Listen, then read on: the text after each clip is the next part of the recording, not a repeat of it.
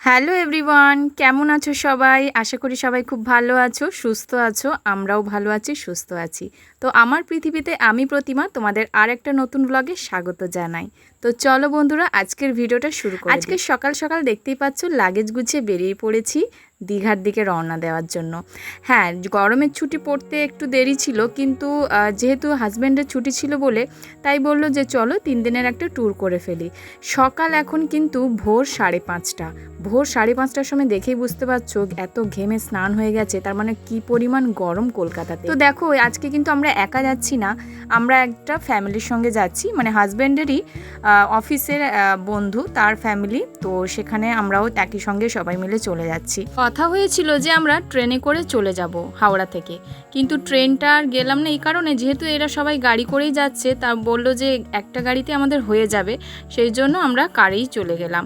আর কারে গেলে একটুখানি আরাম করেও যাওয়া যাবে, তো আর মানা করলাম না। সকাল সকাল এই জন্যই বেরিয়েছি, কারণ এত গরমের মধ্যে ভোর 5:30টায় যদি এই হালাত হয়, তা জানি না একটু বেলা হলে কেমন গরম লাগবে।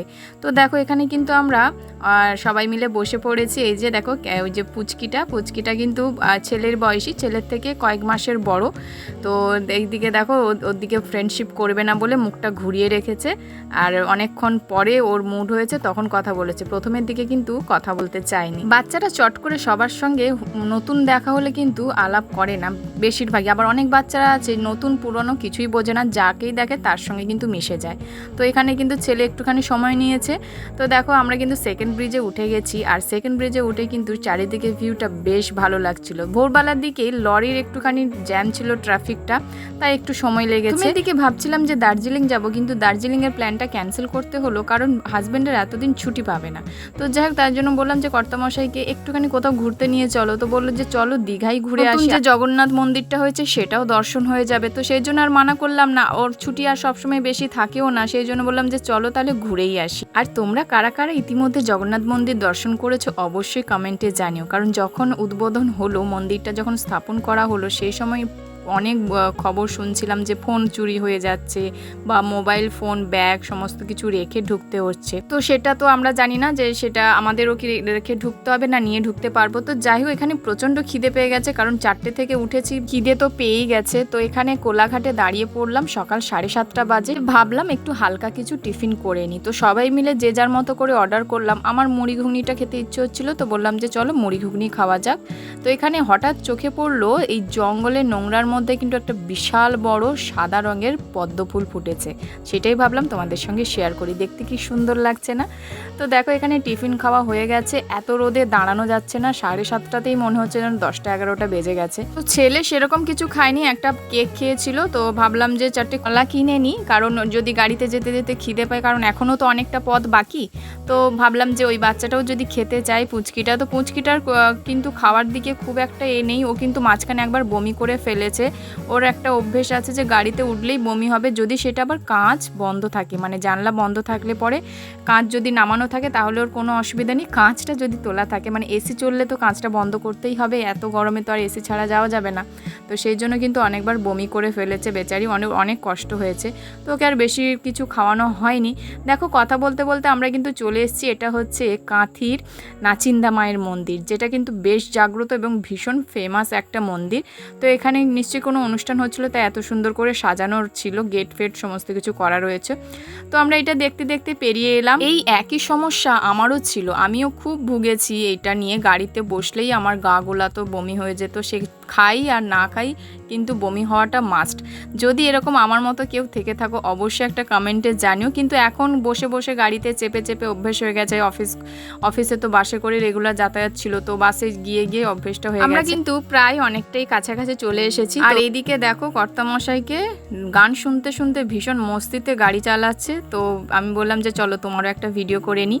দেখো আমরা কিন্তু কথা বলতে বলতে অনেকটা চলে এসেছি। এবার আমরা দীঘা ঢুকবো করছি, রামনগরের কাছাকাছি চলেই এসেছি। তো বন্ধুরা, এই গরমে কারা কারা দীঘা গেছো অবশ্যই কমেন্টে জানিও। আর দীঘা গিয়ে তোমাদের কি এক্সপিরিয়েন্স হয়েছে, আদৌ কি স্নান করতে পেরেছো না স্নান করেছো সেটাও কিন্তু জানাতে ভুলবে না। তো দেখো বন্ধুরা, ফাইনালি চলে এলো দীঘার বিশ্ববাংলা গেট। তো আমরা চলেই এসেছি, বুঝতেই পারছো।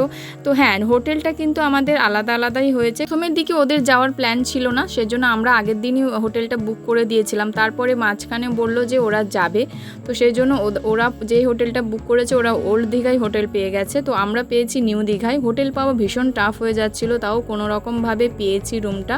তো এখানে দেখো, এখানে ঢুকে গেছি। এখানে এই যে জগন্নাথ, সুভদ্রা, বলরামের ছবি দেওয়া রয়েছে।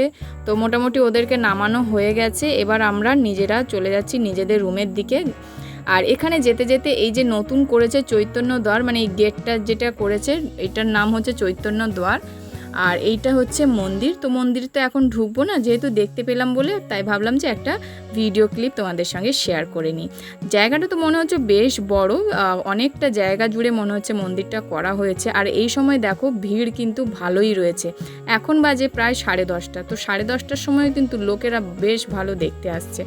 তারপরে দেখো আমরা কিন্তু হোটেলের কাছে চলে এলাম। তো এই দাদাটা আমাদেরকে ডিরেকশন দিয়েছিল ফোনে যে এই দিকে চলে আসুন। আমাদের হোটেলটা ছিল অমরাবতী পার্কের একদম পেছনেই ছিল। তো নিউ দীঘা থেকে একটুখানি ভেতরের দিকেই ছিল, মানে সি বিচের থেকে একটুখানি ভেতরের দিকেই ছিল।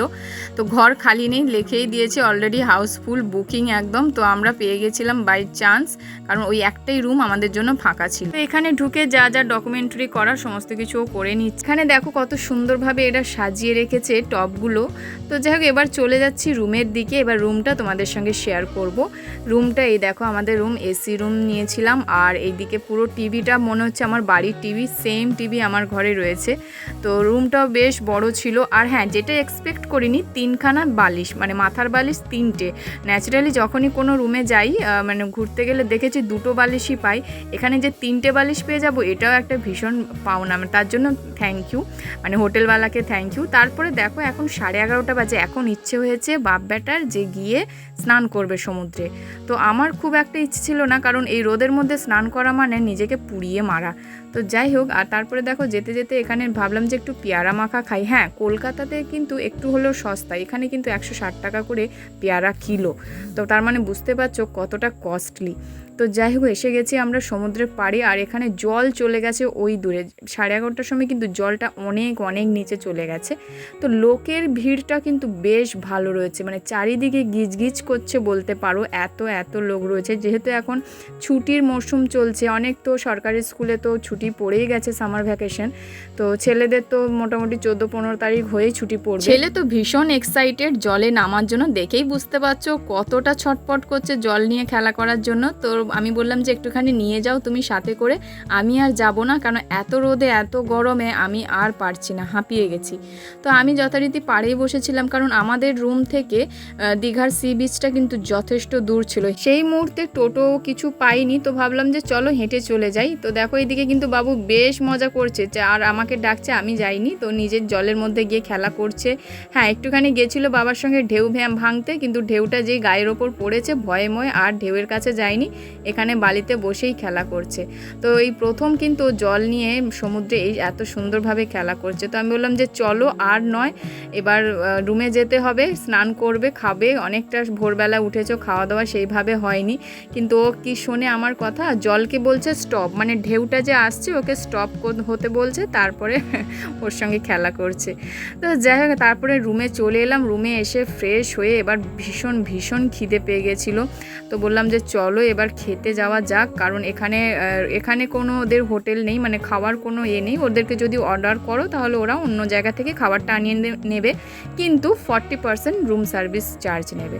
তো যাই হোক, আমরা সেটা করিনি। আমরা পাশেই দেখলাম যে একটা বাঙালিয়ানা রেস্টুরেন্ট ছিল, তো সেখানেই ঢুকে গেলাম খাবারের জন্য, খাবারের অর্ডার করে দিলাম।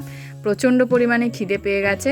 তো দেখছিলাম যে মেনুতে কি আছে। এখানে দেখলাম এখানে কিন্তু সব মিল সিস্টেম রয়েছে, মানে যদি চিকেন মিল নাও, এগ মিল নাও, তারপরে রুই মিল, কাতলা মিল, এরকম কিন্তু মিল সিস্টেম আছে। তো মিল সিস্টেম নিলে কিন্তু তোমার যতটা তুমি ভাত চাইবে ততটাই কিন্তু ওরা দেবে, কোনো অসুবিধা নেই। তো আমরা দুটো মিল নিয়েছিলাম, একটা চিকেন মিল নিয়েছিলাম, একটা রুই মিল নিয়েছিলাম।